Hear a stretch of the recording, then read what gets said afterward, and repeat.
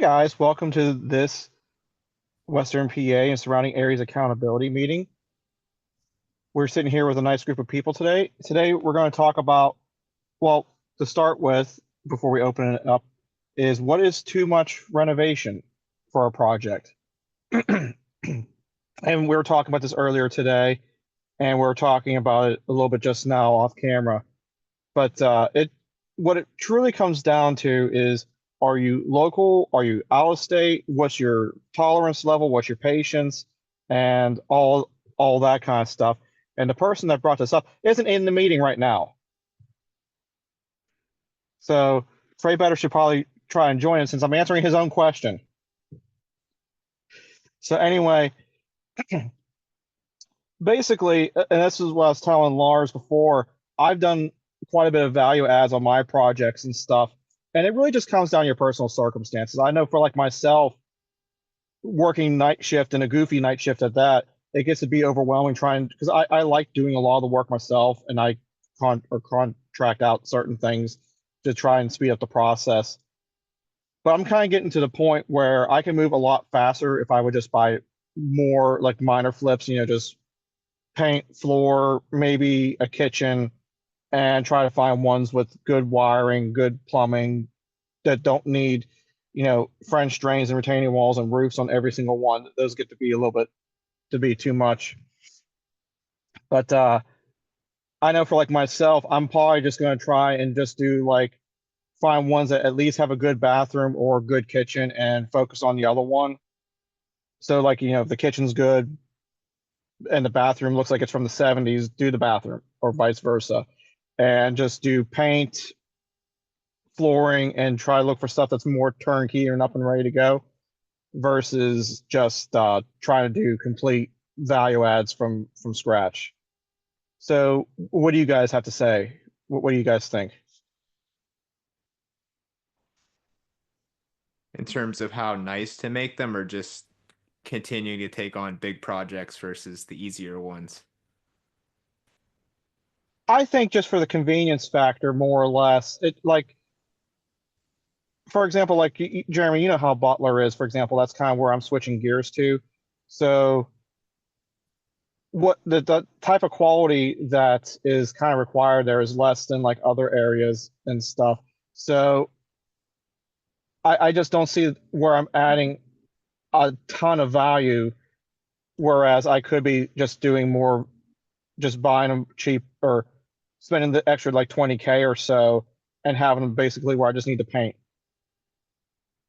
Yeah, I think in the cheaper areas, especially, because it's like in Butler, you're not really gonna get people paying at a certain point. There's a ceiling to the rents, no matter how nice you Hmm. make it. It's just like they're not gonna go in and pay 1,400 for a two-bedroom apartment in downtown Butler, no matter how nice you make it. So it's like you're almost just wasting money sometimes if you're trying to over renovate something that is in an area that has ceiling on the rents like that. So it's kind of area specific, I would say. You can get away with it a little more closer to like downtown Pittsburgh, some of those neighborhoods, like some of the C-class areas, if they're kind of transitional, gentrifying, it might be worth it, but there's just certain areas still that it just wouldn't be worth paying the extra for it to the point where I would prefer to buy something that's turnkey or close to it as well in those areas rather than with where construction costs are and labor costs now and materials. It's just sometimes you can get if you're renovating a place real nice, you'll be into it for more than it's worth in the cheaper areas. So that's another reason why it might not be worth it to over renovate basically. I'll tell you a place where I am thinking about doing it, and I'm kind of would like to maybe try and do some flips potentially is like the Westwood Crafton area. That's a good area, yeah. It's kind of slept I on a little bit too. Yeah, Cynthia, when I met her when she moved to Westwood and now she lives in near Crafton, closer to Crafton, and I kind of fell in love with that little town. Yeah, it's nice for sure, and it's not like super expensive like some of the other similar quality areas. So I think it's a good kind of price point as well. Yeah, I got a duplex right beside Ingram there. The neighborhood's called Wind Gap. It's kind of similar to Westwood. It's kind Oh, of like, that's where Cynthia's sister lives. really? Yeah, Yeah, it's a small little sliver of a neighborhood, but it's very similar to Westwood. It's like suburban, but it's in the city limits. So very nice yeah. little neighborhood for sure. It's a beautiful neighborhood. That's why I was kind of surprised the one day. Not that I'm trying to scare anyone away, but on the Fourth of July, over in there, the police were estimating somewhere over in the rocks that someone was shooting off like live 22 rounds, and one of them went through her window. I believe it. You never know what you're gonna get into in the rocks. And I'm just and she's telling me this story, and she's showing me the hole in the window, and I'm just like, I was like, I believe you, but it's just like, damn, that's a far shot. I know, right? Gotta go up the hill, cross a few major roads. Yeah, because they had to shoot across the train tracks, the creek down there, and everything. Yeah, that's crazy. I guess it's better than shooting a person. Yeah, I don't think they were home at the time. Mm. They came home to find a bullet hole in their window. Yeah, they knew it was a 22 because they actually found it on the floor, so it had like that little bit of energy left in it. Hmm, that's crazy.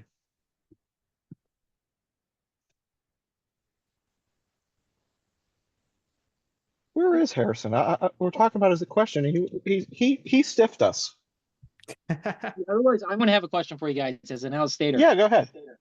Okay, if we go into a downturn, which you could argue that that may or may not have started, what areas of Pittsburgh do you think would be the first to retrack on the progress they've made in the pandemic?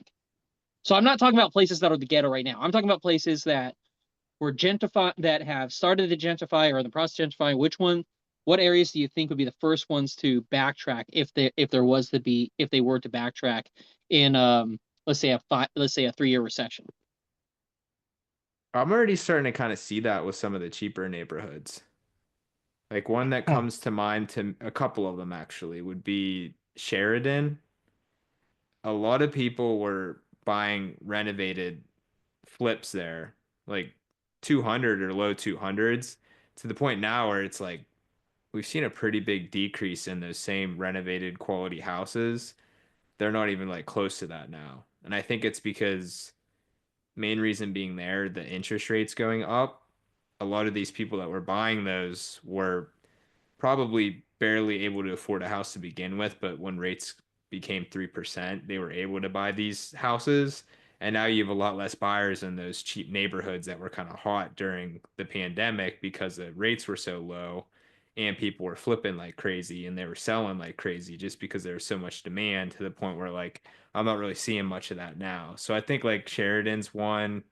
Um, Even Carrick a little bit was one that I noticed was really hot during the pandemic, but it's kind of cooled down now. So I think like right now it's just the cheapest neighborhoods that kind of were always a little rough around the edges, but kind of spiked during COVID when rates were low.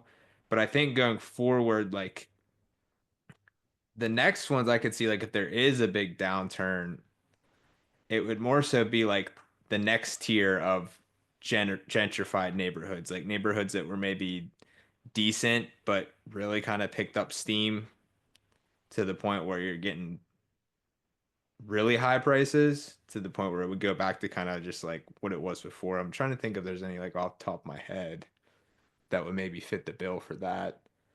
I could maybe see like a Bellevue or Avalon, something like that. Like those got really hot recently. I think kind of overinflated in my opinion to the point where I think that could kind of get go backwards those couple neighborhoods because they're still kind of separated from the city and like the East End and everything to the point where I think the East End, like where all the tech jobs and universities and hospitals are, is probably the most insulated if there would be a downturn because of that. I think it's the neighborhoods that kind of really benefited from being in somewhat close proximity that really heated up during COVID that might kind of take a back seat, in my opinion, because those East End neighborhoods, kind of ground zero where everybody wants to be, will probably become a little cheaper, and you might see people going into those neighborhoods. I don't. That's kind of my thought process on that, I guess. My first thought was Elliot Elliot's was, kind of or like Sheridan, yeah. It kind of falls in the yeah, same boat.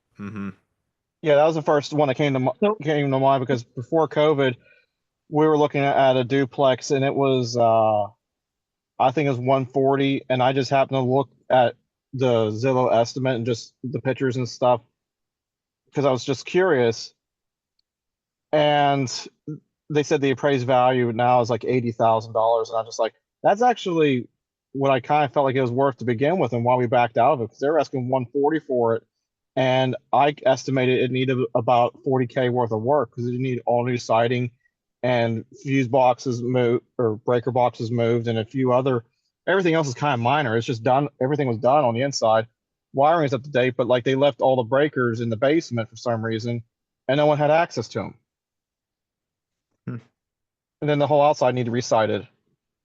Yeah, people were paying it too. Yeah.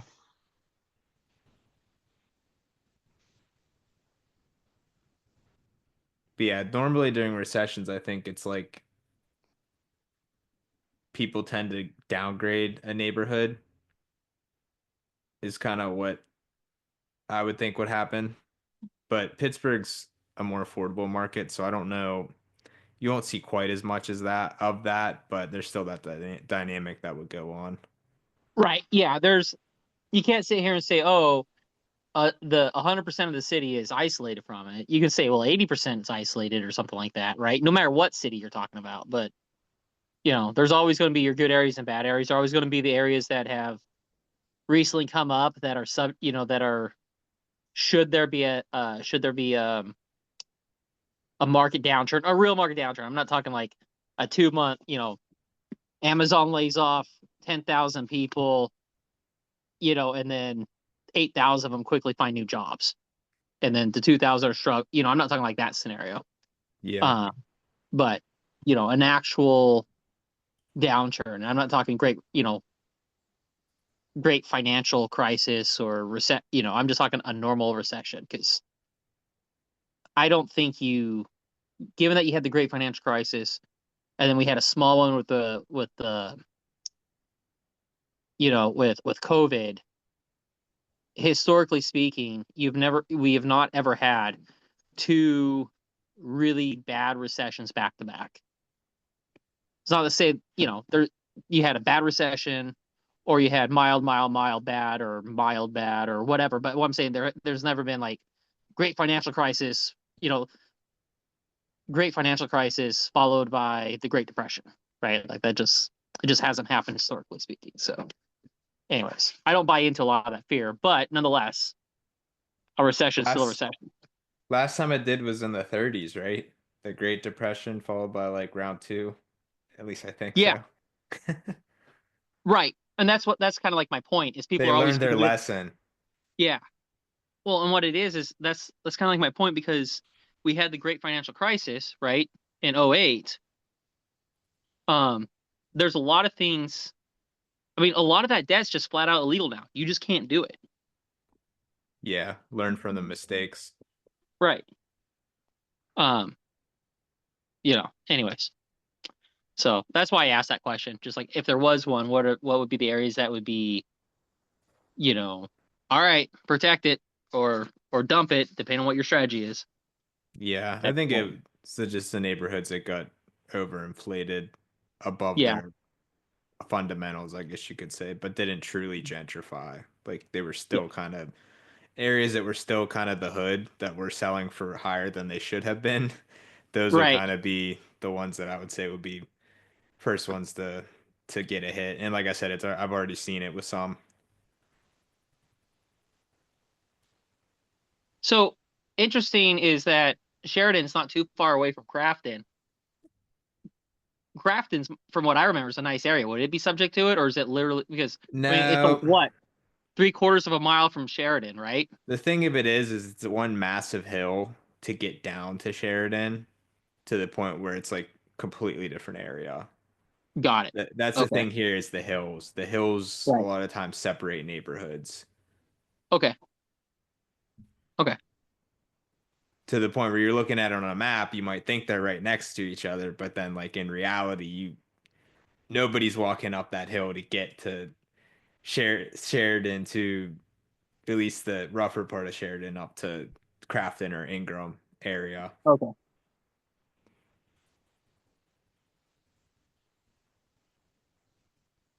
I don't even like driving up the road between Craft and Ingram and over to Sheridan. It's just that cobblestone busted up road that they won't fix. Yeah, we got a lot of this. One of the days I did DoorDash, it had me go across that road 4 times, and I just like, it's not even worth doing DoorDash. I was like, I'm literally gonna bust my vehicle in half. It sucks. It probably never will fix it. No, I don't see them ever fixing it. Yeah.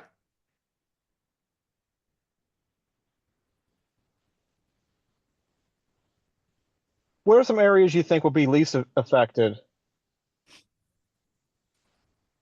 Like I said, I think the East End's pretty bulletproof. Like Shady Side, Point Breeze, Squirrel Hill, anything around like Carnegie Mellon and Pitt. I just Yeah. the rents and values might go down a little, but I don't know. I just that's kind of where everybody wants to live. Um, I've seen it a little bit like South Side. That kind of happened during COVID when downtown kind of turned iffy. It really affected that section of Carson Street, South Side. That's like the old Carson Street side, closest to downtown, kind of like 10th Street Bridge there, like where all the bars are. So Hmm. I kind of that kind of took a turn a little bit because I'm in Southside. I'm on the Southside Work section, so that was an interesting dynamic that kind of happened there, um, to kind of see play out compared to how Carson Street was. But I would say yeah, like the East End, really the neighborhoods that North Shore as well, like Mexican War Streets, Manchester, Deutschtown. I don't really see anything affecting that too much just because so many people want to live there. And then Mount Washington and like the Southside Works section, I would say like those first string city neighborhoods along with the East End. And then like your established suburbs, I think they're nothing's really going to affect them. Like the better school districts as you get outside the city limits. Kind But of, Bridgeville qualifies that. yeah, like the established suburbs. There's just so many people that want to be in those areas that I don't really see anything affecting that. Some of the river towns might be affected if there was a downturn, like the cheaper areas along the river that kind of aren't that school districts. I could kind of see that a lot of those really picked up steam during COVID and the low interest rates and everything. But I don't know. How susceptible do you think Homestead is to that? It's kind of getting the East End spillover, so Yeah. it's a little different dynamic there. Well, that waterfront's been around for a little bit, so it's probably a more established gentrification than some of the others, Yeah. right? Or am I wrong on that? Because hasn't the Yeah. waterfront been around for like I think I've heard about the waterfront listening to Pittsburgh sports for the last 15 years. So Yeah, it was like early 2000s. That was a big thing there for sure when that went in. yeah. Okay. That's kind of what I was thinking. But Yeah. what about Carnegie, PA? Not the area around Carnegie Mellon, but Carnegie, PA. Carnegie's nice. That's where our brokerage is actually, our Oh, office. okay. Yeah. But yeah, it's always kind of been pretty nice there. Not gonna ever My be, I don't favorite, think, trendy by any means, but it's a solid little town. my favorite pinball place is on the far end of Carnegie. I'm not even sure how it's has a Carnegie zip code, honestly. What's it called? It's Helicon Brewery. But I go there Oh for all the yeah. pinball machines. Oh, that's in Heidelberg, right? Is it Heidelberg? See, that's what I thought it should be, but I thought it had a Carnegie zip code to it. But like, Yeah, I think Heidel. I think it's more Heidelberg, like you said. Yeah, I think it still has the Carnegie zip code.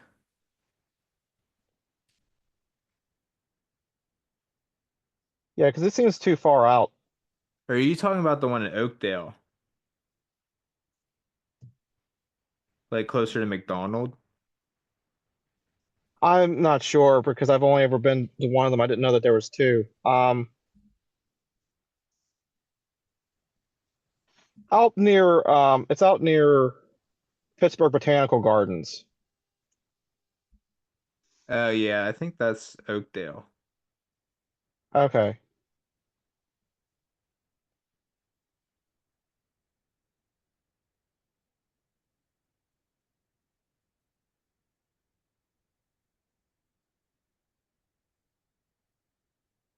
Yeah. Yeah, it's considered Oakdale, I'm pretty sure. Well, since we're talking about the recession or a possible recession, if you had a turnover during that time, like what what would you do to like make sure you have like a solid tenant? Like, would you increase credit scores, or how would you screen for a new tenant?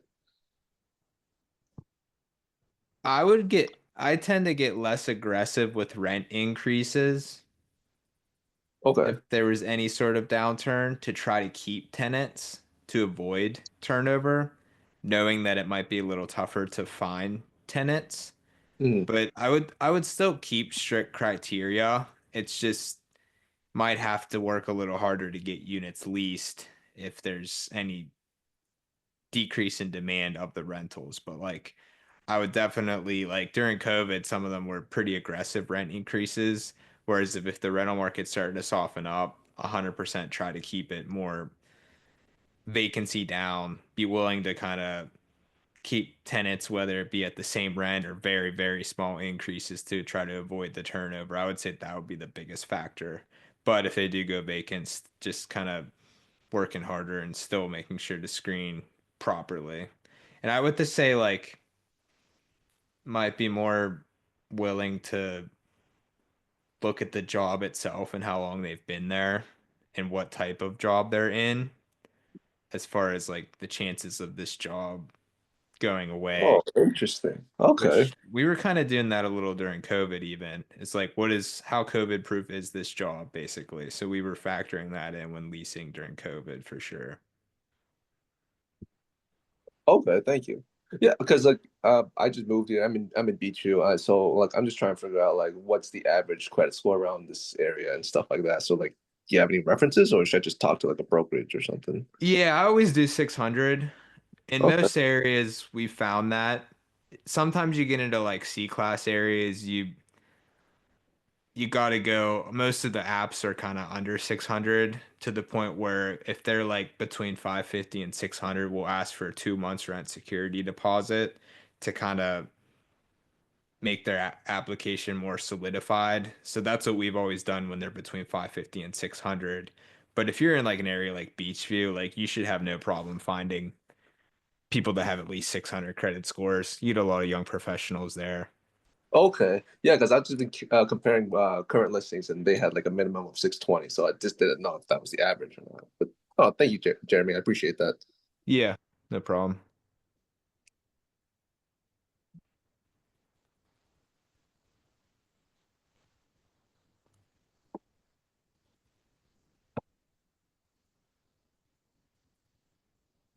But yeah, tenant screening is definitely important for sure.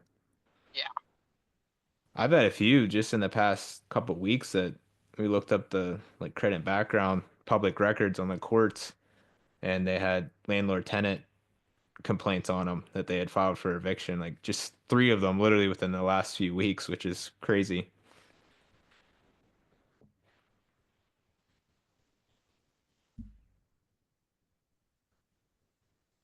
Okay, I'm going to reverse the question a little bit. Um, if we end up not having a downturn, right? It's a little, let's call it 3 month scare.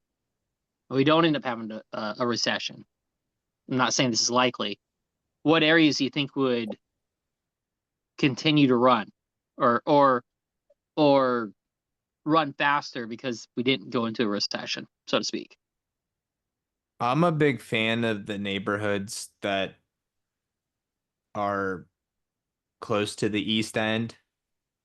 Like the East End is almost fully gentrified at this point. I think the last one left is probably Garfield, and it's well on its way to the point where there's literally nothing else left to renovate in those neighborhoods. So I think it's going to continue to spill outwards, like areas, Homestead right across the river, Greenfield to a certain degree, right across the parkway from Squirrel Hill, um, Millvale, Etna, Sharpsburg across the river on the Allegheny River. Those are pretty steadily kind of picking up as the East End gets more and more expensive, particularly like Lawrenceville, Highland Park. People are kind of going across the river. So I think as long as everything kind of continues, that's going to keep on the up and up to the point where like they're already pretty established. Like I don't think they'll go too far back. It's just a matter of time with those neighborhoods. And then like I think long term, the dark horse candidates are Larimer, which is right there by Bakery Square, essentially beside East Liberty, and then Hazelwood farther down on the Mon River because they're doing a lot of Larimer's kind of will get the spillover, I think, from Bakery Square. And Bakery Square relies a lot on the tech jobs. So if there is a recession, and even when interest rates went up, like the tech stuff, I think kind of went on hold a little bit here, where it had some really good momentum to the point now where interest rates being higher, you're not seeing quite as much venture capital and stuff come into these tech jobs or startups starting up like there were. So I think once that kind of gets back in the swing of things, that's when you'll see like Larimer and Hazelwood start to kind of pick up because they're just in the path of progress with that. Especially Hazelwood, where they're doing like the Hazelwood Green development along the river and they're trying to tie it in with Pitt and Carnegie Mellon. So those are kind of, I'm very bullish on East End spillover. That's probably my number one like next 15 years where it's going to have the most appreciation from a percentage standpoint is anything close to those neighborhoods, just because we're almost to the point where the East End is basically fully tapped out. There's not much left to gentrify essentially within those neighborhoods. What do you think the next move would be? Do you think that they'll go to West End after they completed all that? There's a lot of cheap neighborhoods in the West End. I think it's just like the fact that it's you got to go through two tunnels to get west. That's kind of what's stunting the growth of the West End, at least right now, because it's the farthest from the East End to the point where like neighborhoods like Beachview, Brookline, south of the city, they're still pretty close to the point where they're kind of really starting to benefit as well. And even like neighborhoods like Bellevue, Avalon, Brighton Heights, right up 65. If you go north, like Observatory Hill, even a little bit, you're getting a lot like Troy Hill is a big one as well.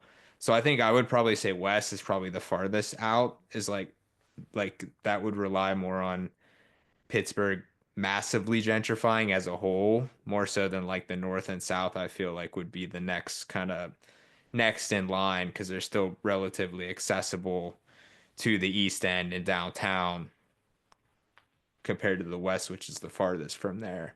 I mean, that's just kind of what, based on how Pittsburgh, the grid is set up, as far as what I would anticipate. But Pittsburgh's still very, very early and far as far as gentrifying. It's all kind of condensed mostly to the East End right now, but you still are seeing some upswing on some of these other neighborhoods.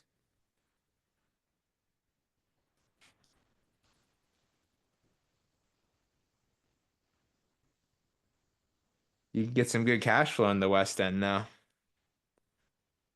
I've been thinking about switching, or I shouldn't say switching, but like looking more into like Duquesne Heights, and I haven't taken Crafton off the list, but I don't know if I want to invest in Crafton just because they kind of do they add additional steps on top of Pittsburgh stuff to actually own a rental there, and I just don't know if I feel like dealing with the headache. Yeah, because they're their own borough, so Hmm. they probably have rental inspections and stuff. Yeah, they want to come in and do an inspection every year, and it's just like, and they want you to pull the permits, which I understand that part. I just don't want to have to do the inspection every year. Like I should just be allowed to do my inspection and not have the borough people there to fight with as well. Yeah. Every year, that's Yes. crazy. Yeah. Some of them go overboard with it.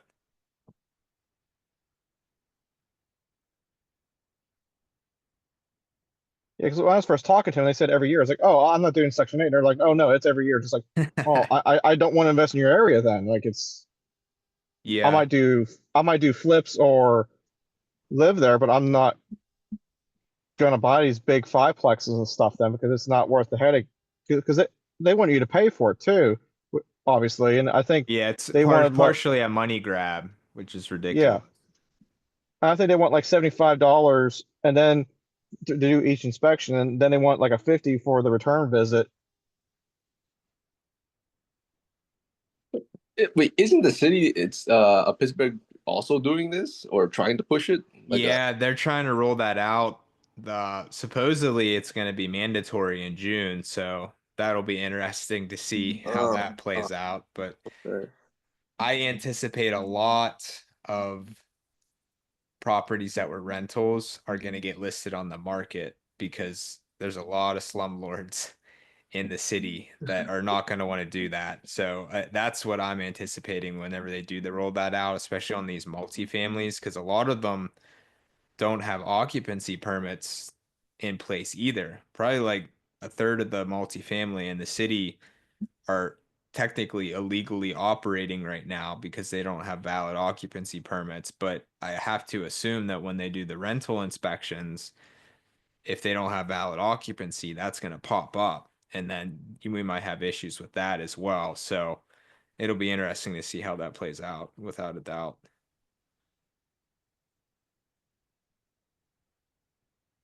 So when you say Pittsburgh, do you mean city proper, or do you mean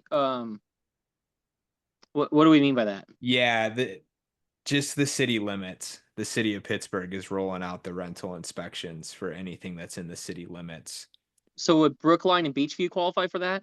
Yeah, because they're city neighborhoods. Okay, and then is Homestead a city neighborhood or is it its own bureau? Yeah, it's its own borough, so it's separate. Okay. Okay. I'm still learning here. I'm still, Yeah. you know. There's there's boroughs that are outside the city that are closer to downtown than some of the city neighborhoods. It's super weird. Yeah. Well, and because when I lived there, like I was with a surrogate family, playing hockey, right? So like I wasn't paying attention to, I woke up, Yeah, yeah. I went to school, or I woke up, went to hockey, then went to school, or whatever, depending on the process for the day was, and Hmm. that was that, right? Like I wasn't, anyways. So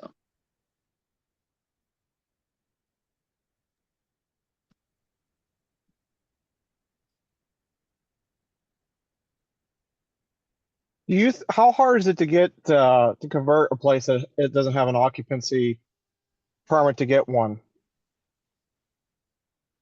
We've had clients go through it. We have a couple in progress right now. Um, they make you do the craziest stuff. Like he had to go to the Carnegie Library to search like the old like yellow pages from the 50s to see if there were two phone numbers listed for the address, meaning that that was a duplex at that time. So they want you to show this crazy evidence. Like it doesn't even make any sense. But like the one we're waiting on to actually be able to close, it's been like 4 months, I think. And like it's just a super slow progress. And like our one client that even had legit evidence, they denied him initially. So now he has to go through like the appeal process for it. So from my experience with it, I haven't done it personally, but they make it very hard. It's like they don't want to approve them if they don't have them in place now. So it's definitely something you got to be careful with. That if it was like clearly a converted single family house and say doesn't have separate utilities, it's probably gonna be very hard to get approval for a multi if that's the case, to the point where it's like you feel safer if it was something that was, say, like a side by side or something that was properly split up more so than like a converted single family. But yeah, it's just been kind of crazy that from what we've dealt with that everybody has told us that it's taken a very long time and they make it very hard.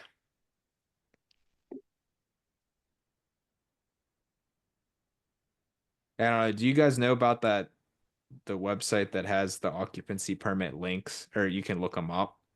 I can post it in the chat. Yeah, I'm not familiar with that, so if you could post it, that would be great. But I always look for properties because if it does have an occupancy permit, it's usually on this website.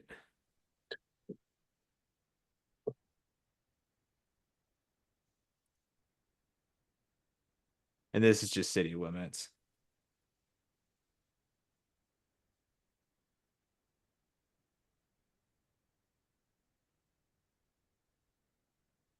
But yeah, it's a mess.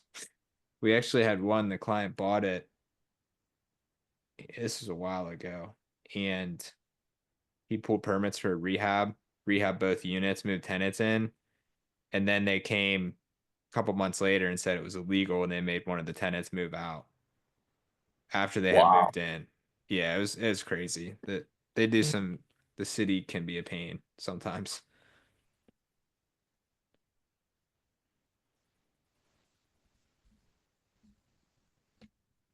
Well, that's a little bit stressful because I'm already living in one, so and I don't think I have permits, so we'll see. Search yours on that website I sent the link for. Yeah. But nobody knows about it either. That's how I found out initially, was that whenever that incident with the client, whenever the city had kind of done that, and I didn't even know it was a thing because most people don't. I figure it's only a matter of time before they pass it, just because they've been pushing for like 5 years or so now. Yeah, it's been a while. They need something, I think, too, because they don't have occupancy on sales either. So there's literally Yeah, no any regulation at all on the rentals in the city limits.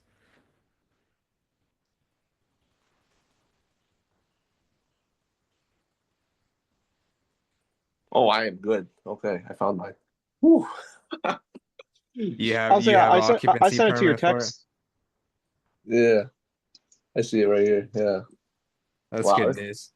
that is so obscure, man. Holy shit. Yeah, and they're like from the 80s, some of them. That's how our city operates. Now, is your Well, city is Pittsburgh one of those cities that's complaining that there isn't enough housing? Yeah, there's not yeah, enough affordable Yes, I housing. knew yeah. it. I knew it. I called it. I called it. Because you guys are idiots and don't know how to run a city. We have plenty of affordable housing, but you're like trying to build they're making developers like have uh a certain number of their new units be affordable. It's like they completely forget that we have all these cheap neighborhoods that are plenty affordable. They don't know what they're doing. The best thing I is think it's those neighborhoods are hilarious. safe. That's the best part of it, right? Like, it's not a Detroit or Cleveland, and you know, I mean, I'm not saying all neighborhoods are safe, but I'm just saying there's Oh going to be yeah, more safe there's ones. plenty of neighborhoods in this city that I would live in that are priced at like 100,000. It's like you can't tell me that we don't have affordable neighborhoods like that. Yeah, It makes no sense. I think it's funny how they keep building more and more new houses and stuff, and like the most ridiculous places. Like you go up the backside of like Duquesne Heights, going up into Mount Washington, and they're putting them all on that giant cliffside that overlooks 51 and stuff. And it's like, why in your right mind do you think that's a good place to stick a house? It's so funny because I just walked on Mount Washington. I was like, wow, this is like the nicest house ever. And then you just go back one street and it's just like super old 1900s brick buildings. I was like, this is interesting. Yeah. So Cynthia, she grew up on the Duquesne Heights side of that, and It's exactly what Steven just said. The first few, like, you know, I'm not even sure if I say blocks, probably like 3 or 4 streets down. They're real nice and stuff, and they're all modernized and stuff, except for a few just broke ass buildings that people just don't care about. But then, like, depending on which street, it's hit and miss. And like the further back you go, the older and more dated they look. Yeah, it's like the nicer side is facing the city itself, and then everything behind it is just all in shambles. Yeah, you get a lot of that. You have borderline $1 million houses next to boarded up houses. Yeah. Well, it's funny because like Cynthia's dad's house, because he hasn't done anything to it since he bought it back in the '70s. Because when he bought it, that was his dream house. Like that's what he wanted. So he hasn't done anything to it because that's what he wanted. And it's funny because like on 2 houses to his left, if you're looking at the house, that property sold for like $750,000 just a couple years ago. And then the house right next to him sold for like $500,000, and then his is only estimated for like two. And it's only the location that's actually holding it up. Yeah.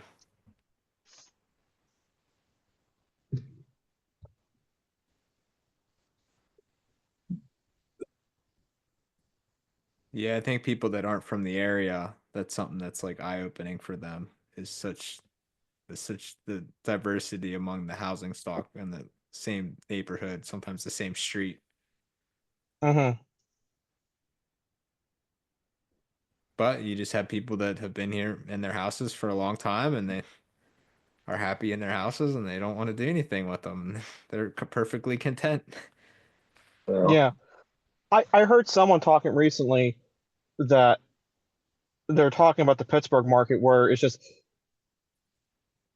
how they said it in a funny way, but they're more or less just like, yeah, you walk in these houses and it looks like they're from the '70s because they are. The owners were happy with them back then, and then they sat on them because Hmm. this was their dream house back in the '70s. Yep. and then you got the iconic Pittsburgh toilet too. Gotta have the Pittsburgh potties. That is so strange, man. Steven, I assume you just moved here recently? Yeah, I moved in November, so that was a Okay. shocker. Yeah. Where did you move from? Orlando. Okay. Yeah, so even So the yeah, basement is foreign to me. So a big change then. yeah. That's cool. Did you move for a job? Uh, I moved because of my job. Was looking to buy in Florida, couldn't afford anything really, or I could have, but nothing with a cash flow. So just Yeah. decided Pittsburgh was this move because my job has an office here. Yeah, so Okay, cool. Yeah, that's one of the reasons why, because I grew up here and I wanted to do real estate, so I stayed here because like the real estate market's great. It makes it, especially with house hacking and stuff, like it's an unfair advantage, I feel, compared to a lot of other markets. absolutely. Yeah, and then the good thing is like you don't have to deal with crazy insurance rates either. Yeah. Yeah, they've went up for sure, but nothing like Florida. No. Yeah, like one of the houses I was planning on the inspections for, I think the owner said like I was talking to the owner. I think comparing his insurance rates to what my new quote would be, and it was like 2,000 more his. So I was like, holy, this Huh. is crazy. Yeah. But do you see like a lot of like I guess like commercial investors starting to invest in Pittsburgh?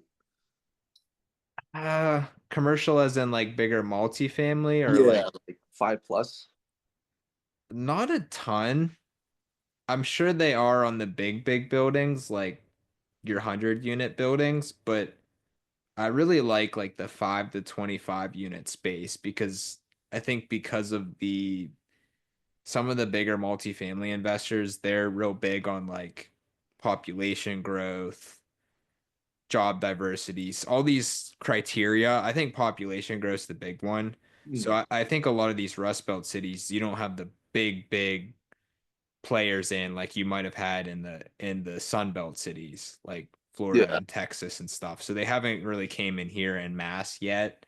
But I think the population shift is going to happen in the next 5 to 10 years in these Rust Belt cities, to the point where I wouldn't be surprised if they're kind of the next trendy cities, kind of like the Sun Belt was during COVID. That's my guess, is kind of how it's going to play out if this affordability kind of crisis continues with the higher Yeah. rates and Also, prices. well, Okay. also the the uh, the news media and stuff in the area has kind of put a, a lot of pressure on the bigger companies too. Like Atlas was one I talked about a while back on this channel, but there's a couple others that were over towards the some of the towns over along the Monongahela. But Atlas, are you basically, talking about Jesse Wig no, in Homestead, or are you talking about like a big company Atlas? a real big company. They're the one I forget the name of it, but they were out of Tampa Bay, Florida, and there's another Uh, one in Georgia, and there's another one out of Texas somewhere. But they kind of made a bad taste to the point where the attorney general actually stepped in and has several lawsuits against them for lack of maintenance and stuff. And it's kind of put a bad taste. And they actually, it seems to me, this is just my personal opinion, but that like the city of Pittsburgh actually wants more small and pop landlord people than they want big corporations and stuff. yeah. Interesting. The one big one was Vinebrook Homes. They came in and bought a ton of houses in Pittsburgh, and they weren't taking care of them. I think they had an article in the Post Gazette about it, but like they were just, the houses were in terrible condition. They weren't doing the maintenance. So that was a big thing that they wrote an article I about. remember that now. Yeah. But Yeah. they've been They were, selling a lot of them that they bought. So I think they've been net sellers the last, ever since interest rates went up. Oh wow.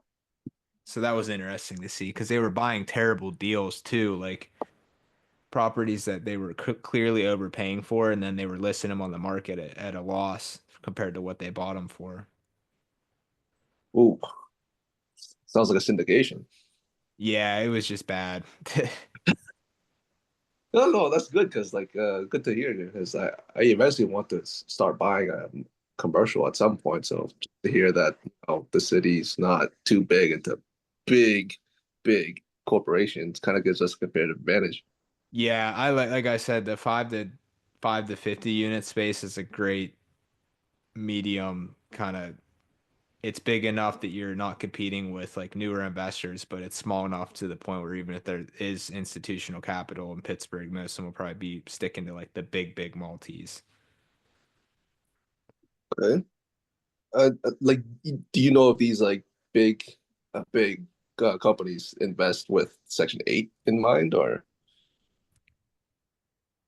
is I that think they tried it, okay? but it's, rental properties are already management intensive to the point where like I think they try to streamline management to make it Okay. easier.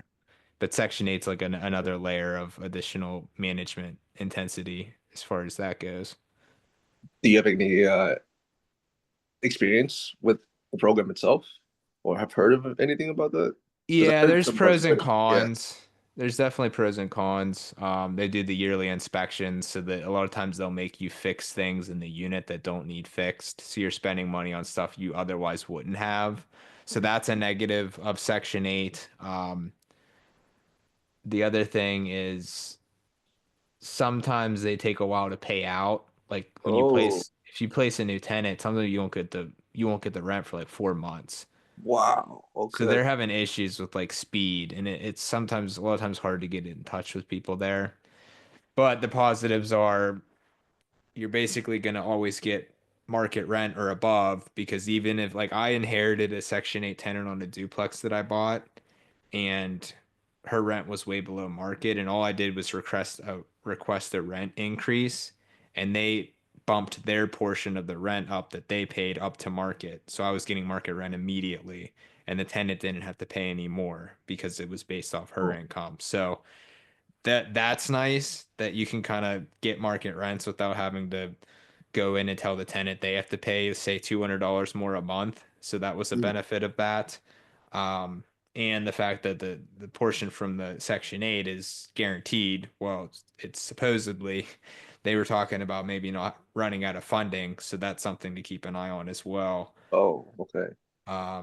Like Section 8 sent out a letter saying like because of the Doge stuff that's going on, they're cracking down on government inefficiencies. A lot of Section 8 you could be considered inefficient as far as what they're paying out in rents. So that's something that's potentially might be changing. But the other negative would be the fact that the tenant has to pay a portion, and sometimes like I think you've an increased likelihood of them not paying their portion just because of how it's all structured. So yeah, there's pros and cons. In some neighborhoods you can get higher than market rent with Section 8 if the Section 8 rent for that specific zip code is higher than what market would be. So you do have instances of that as well. Okay. With your inherited tenant, was it like Pittsburgh? It's Section 8 or Allegheny? City of Pittsburgh. Okay. And there are two different departments. There's the city Section 8 and the county Section 8. Okay. Have you heard any pros and cons, or do you know of any pros and cons between the two? I think they're pretty similar. Okay. Yeah. Cam, are you here? Yeah, I'm here. Oh, so yeah, Jeremy, Cam is under doing something with Alex right now on our property. And I think the tenant there is Section 8. So I don't know if Cam had any questions for you, Jeremy. No, I mean, honestly, I call the Section 8 lady and I get right to her every time. It goes straight to her. She's like, yeah, no problem. When I get the purchase, I can like jump through all the hoops and get the FMR rate for the Section 8. So Yeah. Is that county or is that city?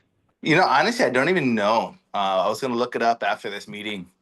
So I'm not trying to get the cart before the horse, so to speak. I'm just trying to take it in stride. That's So something you're about to buy or yeah, I'm about to buy it. gotcha. Yeah, it's Right. good you can request the rent increase. I think you have to do like 90 days, 90 or 120 days ahead of their renewal I, date or something. I think it's 60 days after purchase. She made it seem like it was a pretty easy process, but I mean, Yeah. I'm not sure. I'm not sure. I'm in it for the education, and this is my first one, and we'll see. Where's that one at? It's in, I don't know how to pronounce it. Alaquipa. Oh, okay. What's the street? I might know the property. Grand. It's not in the market. Because I know Aliquippa pretty well. Yeah. I Okay. have a single family there that I had lived in for about a year. So Okay. It's on Grand.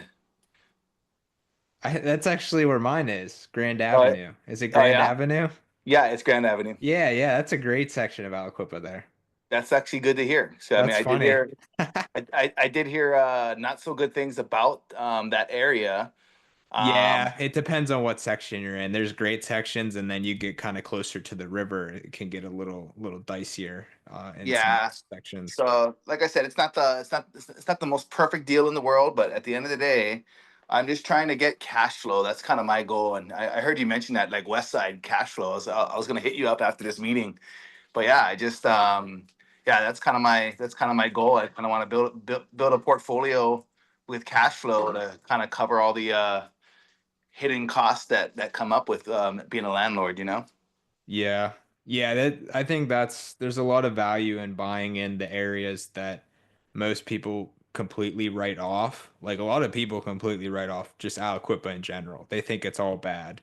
But there are nice sections that you can get great tenants in. Like my single family, those tenants have been there for like over 4 years now. Young couple, great tenants, are never any issues with them or anything. So it's just like knowing the good sections in the kind of C class areas there you can maximize the cash flow because you're taking advantage of the lower prices of the neighborhood, but you're getting like B class tenants because it's a nicer section. So that's definitely a good move here. There's a lot of kind of little pockets in these neighborhoods that can work for it like that. Well, Fingers congrats, crossed. man.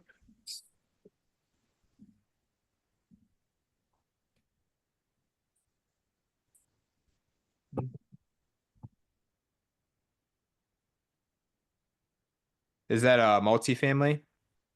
No, it's a single family. It's listed as a 2, but the lady in section 8 told me it's a 3. I'm like, oh, great, cool. Oh, So I'm you gonna were go. probably talking to the Beaver County then. Yeah, Beaver County Section 8. it is Beaver County. And I'm not They sure get who I called. They're good with communicating. I do remember that. Beaver County. Okay. Yeah. That's good to hear. I mean, she told me the tenant's been there for a long time, and I told her I said I do not want to lose a tenant. So you know what I mean. So Yeah. yeah, I mean it seems good. The tenant's clean. And you know the house seems like it's in good order. I mean the roof needs a little repair here or there. Drains need to be snaked. I did a plumbing inspection as well as a home inspection. So, but we'll see. I'm just trying to take it in stride. Just trying to get one into my portfolio. Hopefully, it's going to cash flow, and it sounds like it is. What do you Yeah, think about pretty. the one I threw in the chat, Jeremy?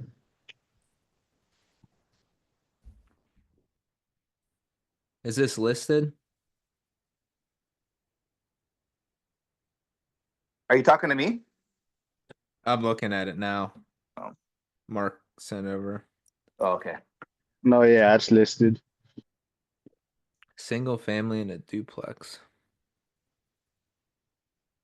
That's a nicer section there as well in Alquip. I like that section.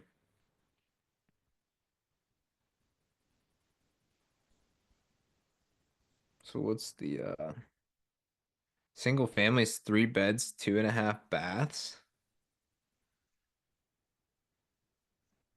Sounds like Mark's buying another one. 1 bedroom and then a 2 bedroom. Yeah, I mean the 3 bed, 2.5 bath. If that's a single family, that thing's probably renting for 1,300. And then the 1 bedroom's probably at like 750, 800. So you're at like $2,000 there, and then the 2 bedroom probably closer to 900. It'd probably be a little over the 1% rule, I'd say.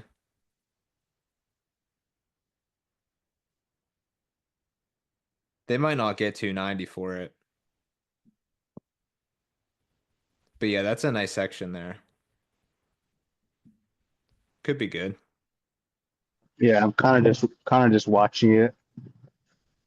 I put in I got declined today, but I put in one for this one. Hold on, let me try to find it. This one was contingent. You just got flat out declined.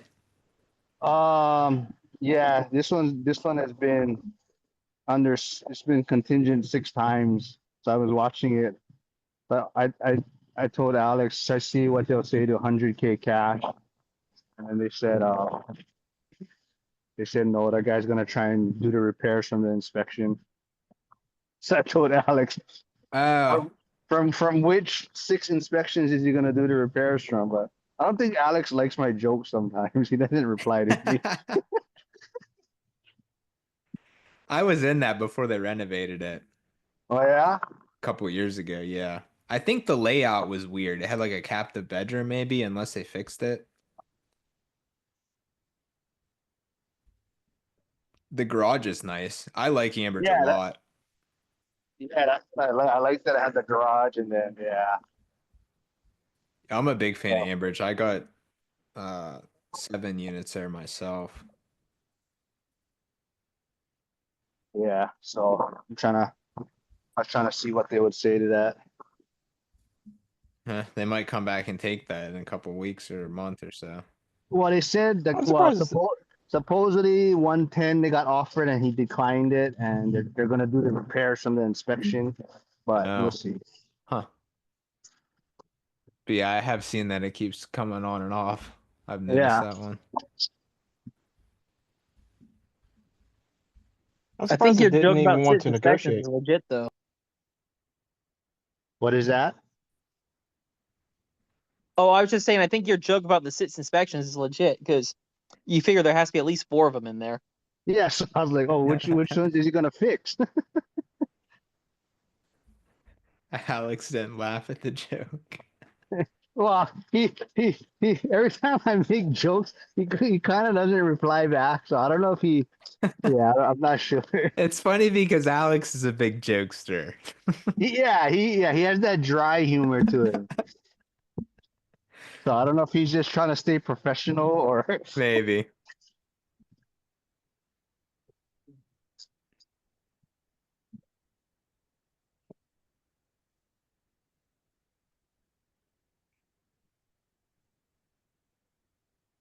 Yeah, they're doing a lot along the river there too in Aliquippa and Ambridge. Like they're putting like this like fancy steel mill in, and then I think they announced something else they're putting in along the river there. So it's definitely a lot going on in that area.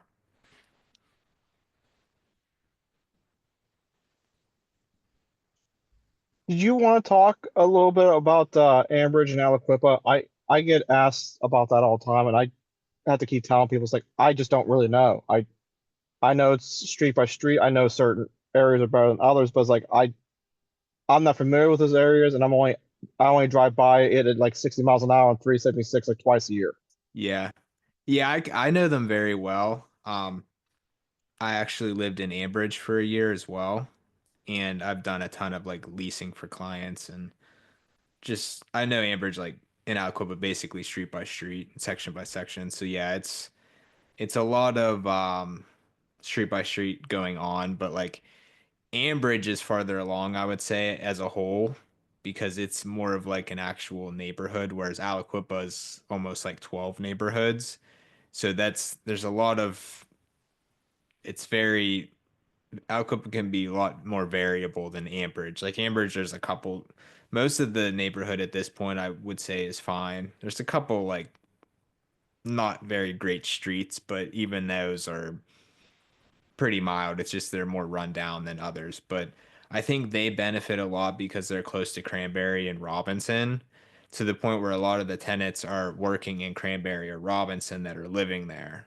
Plus, it's right off the highway 65 and then 376 for Aliquippa. So it's far enough away from the city that the cash flow is pretty good, but still close enough that you're not like struggling to find good tenants, basically. And Aliquippa, basically, the farther you get from the river, closer to like Hopewell and Broadhead Road and Interstate 376, the nicer it is. So that's kind of a general rule of thumb for Aliquippa. Um, Ambridge, like I said, it's pretty uniform throughout, but I would say like the section closest to Route 65, farthest south, is probably the least nice section. Whereas, like, as you go up the hill or kind of farther northeast, those are probably the nicer sections there. But Ambridge has a really nice main street.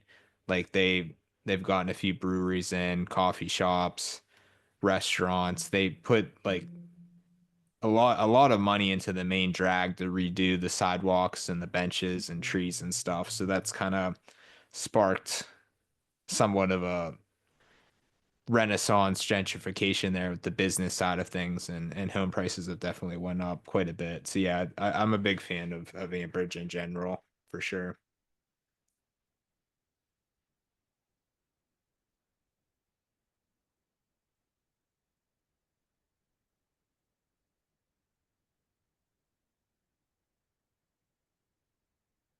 And I think it's gonna kind of continue to because it's spilling out that way, you know.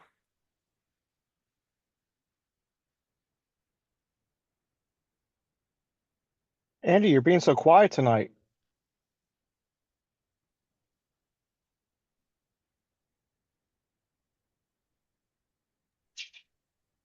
Um, Harrison got me on this grok or whatever it's called, AI, and I'm like going all over it and jumping back and forth to Google and trying to look at some of the location you guys are looking at. I think the first house Mark showed, I think I run across it like a week or so ago. I wasn't for sure of the areas. Trying to learn the areas, it's a little frustrating sometimes. Yeah, Pittsburgh's a unique beast from that standpoint for sure. Andy wants a lot of chickens on his property though. Mark, you know what you can kiss.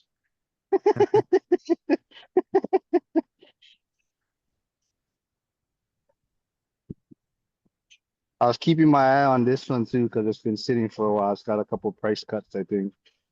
You getting into multifamily? Uh, I wouldn't say I'm getting into it. Just trying to find something that makes sense right now. Oh, that one's Quaker Valley School District. Yeah, they're overpriced though. Yeah. So I just been kind of watching it. I also think that might be in the flood zone. The creek goes through there. Oh yeah, the map shows it. It's not that far away from it. Yeah, let me see if it is. Hey, Jeremy, you ever had success fighting the tax reassessments for Ambridge, the Beaver area? I'm actually gonna do that soon. They just reassessed the whole county. Most of mine actually went down, as a matter of fact, when they did reassess, so that was good. Um, I don't know the process for appealing them because I'm buying a single family house in Beaver. I'm closing on it tomorrow. I'm paying 130,000 for it and it's currently assessed at 200, so I may try to find out how you can appeal them. Mm. I'm gonna talk to my attorney and see what if he knows anything, but I just don't even know what the process is because they just reassessed the whole county as a whole. So all the assessments are supposed to be like accurate. But if I'm buying something for 130 and it's assessed at 200, I feel like there's some sort of case to be made. So I can I'm gonna find that out hopefully here soon. Done.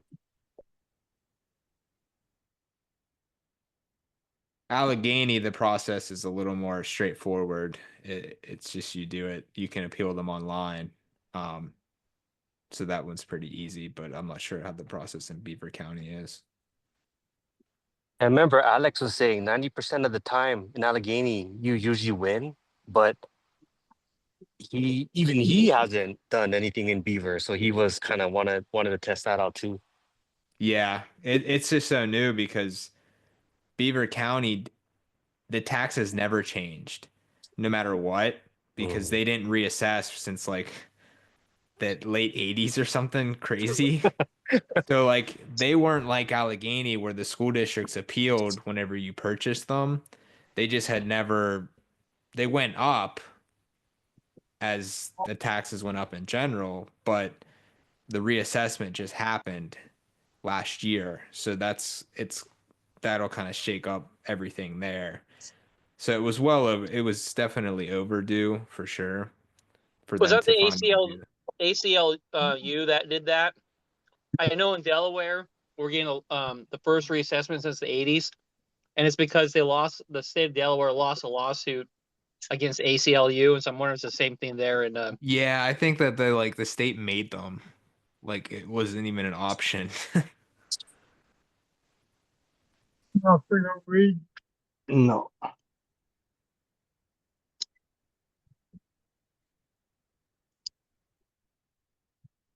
That one in Amber Jab is out of the flood zone, so it's good.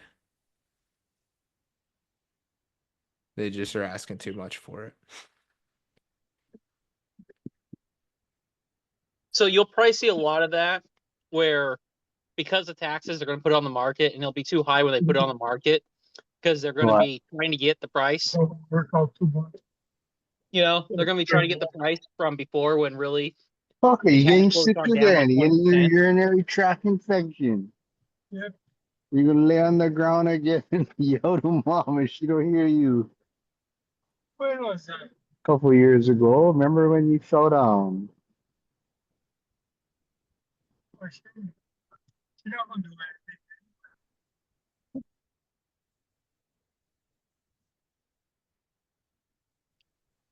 Did you guys not hear me, or did I?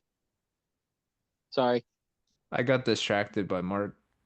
Oh yeah, I did too. I wasn't sure what that was. I thought that I didn't know if he was talking to me or talking to somebody else. So I think he was talking to somebody else. yeah. Damn it, Mark! I'm gonna have to edit this video now.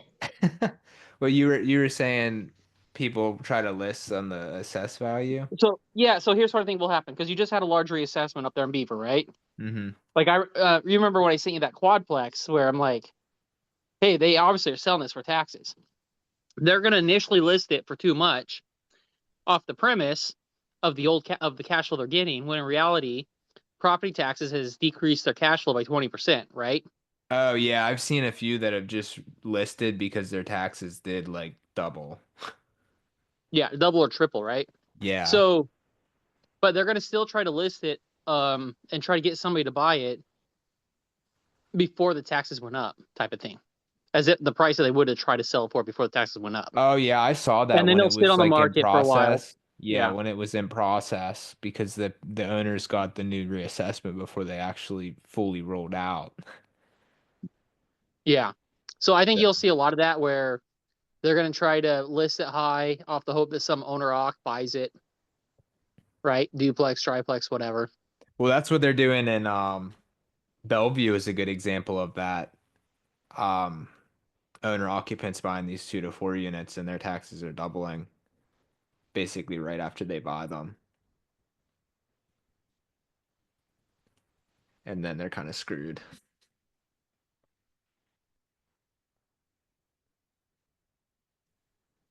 Yeah, and is Brentwood pretty similar? Because I always wonder when I see houses Hmm. go up on sale, I'm like, oh, I see why they're selling. It's the Because same thing there. Yeah, the millage rate is ridiculously high, and then yeah, they'll appeal the taxes as soon as they can if they know that there's money to be made. So that's why you see a lot of turnover on these multis in Brentwood and Bellevue and Wilkinsburg similar as well.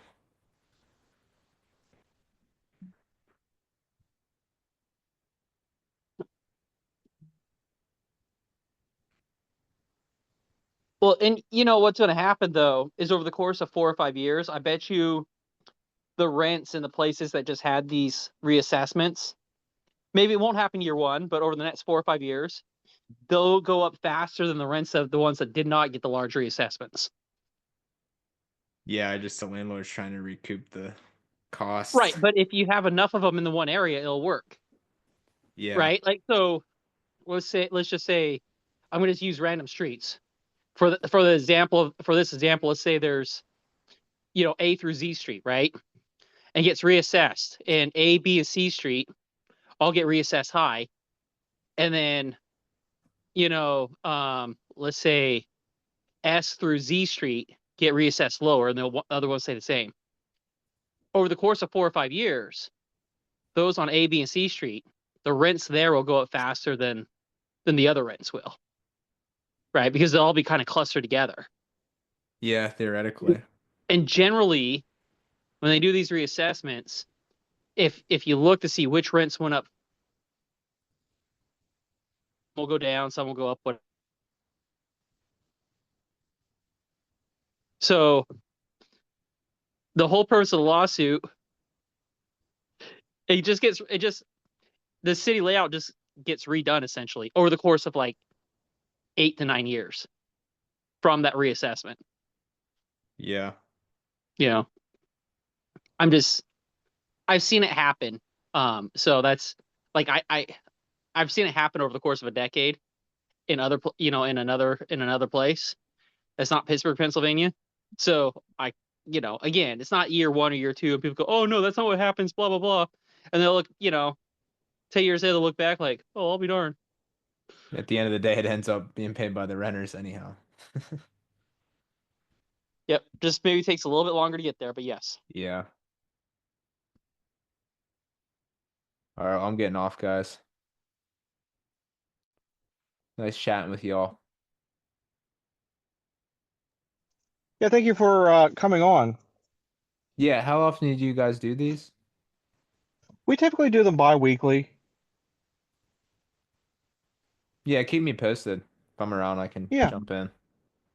I'm always glad to talk Pittsburgh real estate. Yeah, thanks for hopping on. Yeah, for sure.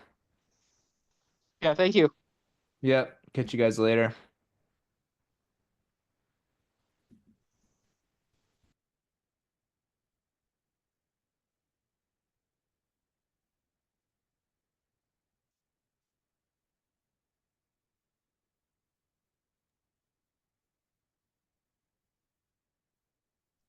Did Trey Better ever make it? No, he never made it.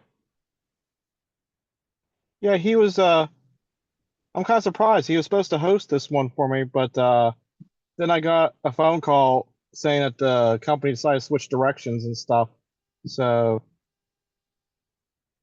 and I called him up. I was like, "Well, you don't have to host it if you don't want to." I thought he was going to be on, but then he uh must have had other stuff.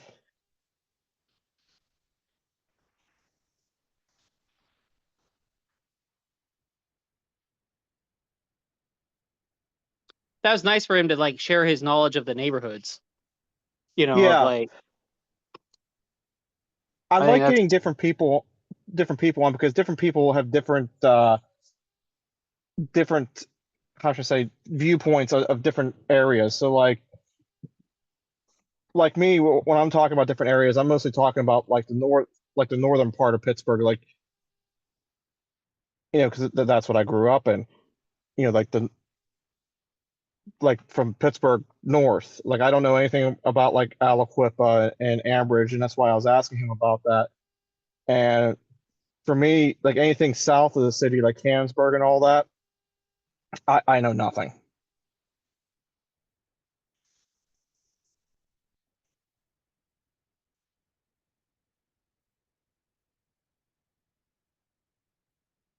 Well, is there anything else you guys like to talk about today?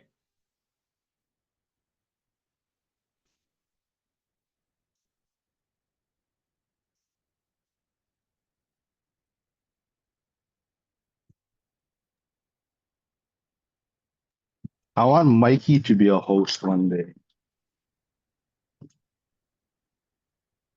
Mike, you could be a host.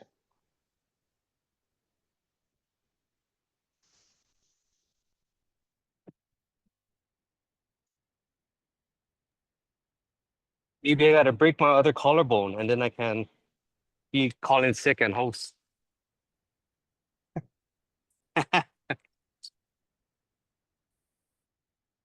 Just keep trying to be healthy. It'll eventually happen. Yeah, that's true. How long are you gonna bubble wrap yourself out before the next already then? Man, I look at my bike and I'm not even gonna touch it. Uh I don't think it's worth it at this point.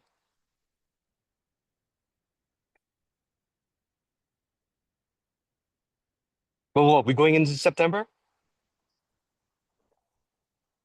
I keep telling everyone you're going. Oh man. I said I'll probably go, but Mikey for sure is going. Yeah, let's go.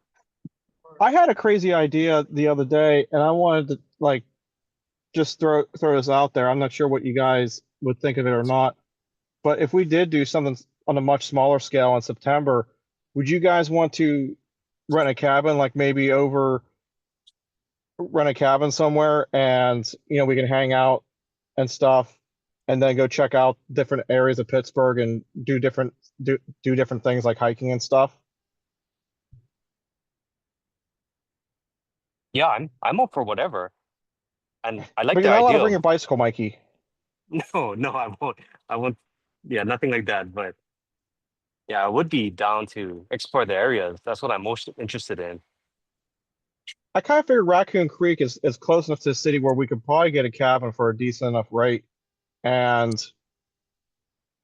I think it's about 45 minutes, it max, if that. It's probably more like 20 minutes, half an hour from the city.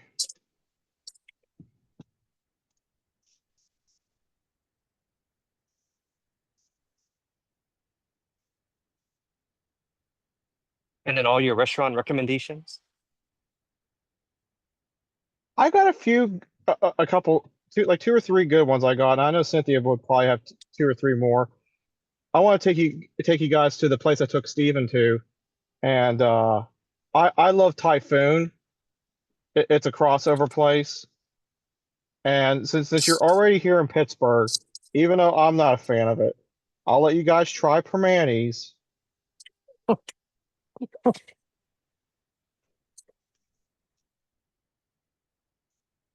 And before you go, you try a Pittsburgh salad. So I'll take you maybe to Blinky's for that. Yes. So Primanti's is like the tourist trap of Pittsburgh. It honestly is. Like, I don't think Yeah. of them as anything that great. Yeah. It's sandwiches on thicker cut Italian bread that's been fried with fries on it and coleslaw. That's all it is. Like, it's not bad, don't get me wrong, but like I'm not a huge fan of it. I might only eat there once every few years. But there's some people in this area that just love Primanti's for some reason.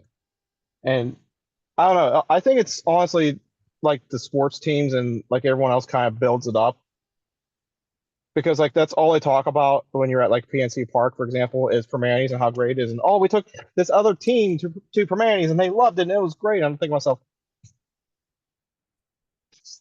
I just don't get it. So, Jack, it's one of those things where I think it's good.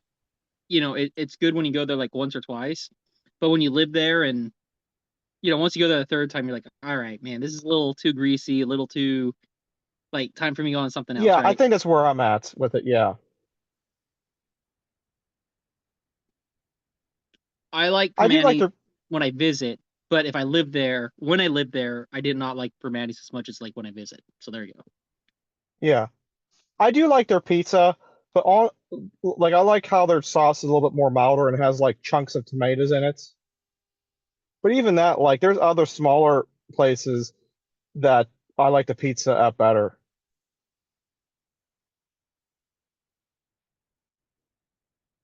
That'll be another one. I'll take you guys to Caliente. We'll get the Leonardo.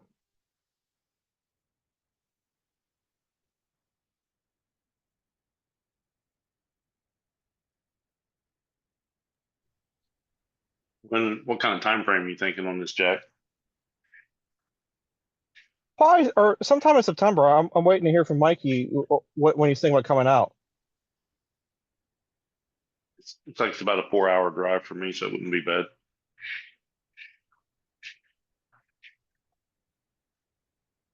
We're all gonna go camping.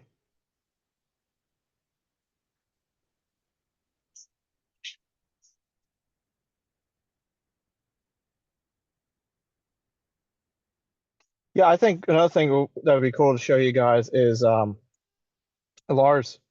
I'm sure that you've done this, but for those who haven't been in Pittsburgh, take you guys down to the Duquesne Incline at least once, or up, or both.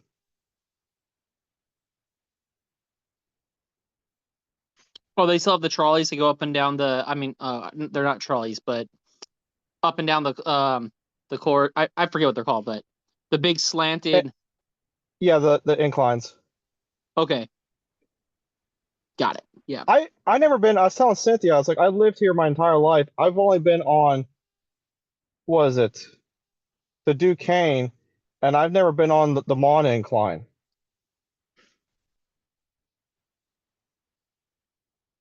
She keeps telling me that you're not missing really anything. Like the trees are growing up, you can't really see out, and all this other stuff. But it's like I still want to do it at like one time. Like Permanis, you want to do it once.